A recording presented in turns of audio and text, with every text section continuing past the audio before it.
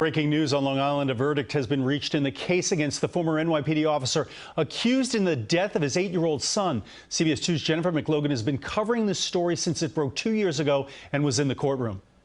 You could hear a pin drop. Charging the defendant, Michael Valva, with the crime of murder in the second degree. Not guilty or guilty? Guilty. Then a gasp.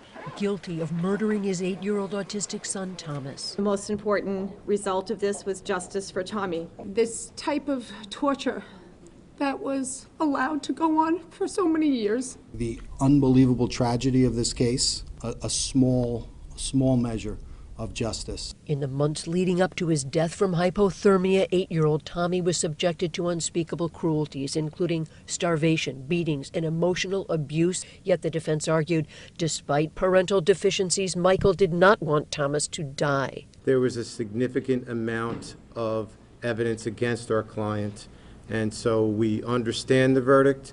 We're disappointed in the verdict. Valva's lawyers claim the ex-NYPD cop was controlled by his domineering fiancée, Angela Polina, who despised Thomas and 10-year-old Anthony because they were on the autism spectrum.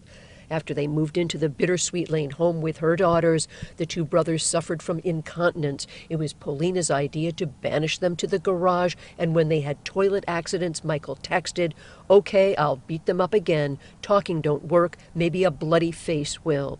Jurors appeared overcome with evidence, photos, and videos of the boys shivering on the concrete floor, eating off paper plates, sleeping in sub-zero temperatures without pillows or blankets. On the freezing January morning Thomas died, says the ADA, he had toilet issues. His dad hosed him off, naked, in the backyard. He stumbled and fell on his face. Michael's heard on the security camera. He's cold. Boo, expletive who. My name is Michael. I'm a police officer with the city of New York. My son, I don't know if he's breathing or not. I don't know if his heart stopped. He fell down on his way to the bus. He banged his head pretty good. I brought him in, and I'm doing CPR right now. Thomas was dead, a body temperature of 76 degrees. The defense team argued it was not intentional depraved indifference and asked the jury to convict on the lesser of the 3 charges, criminally negligent homicide. They argued Valva was overwhelmed emotionally and financially after a contentious custody battle with his ex-wife, Justina Zubko-Valva, who was not present at the trial as she is suing the county. Tommy, his death is not gonna go in vain. I miss him so much.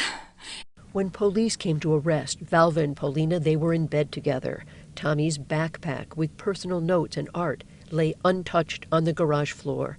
ADA Carrie Ann Kelly told a hushed courtroom, the kind of belonging that any loving, grieving parent would have latched onto.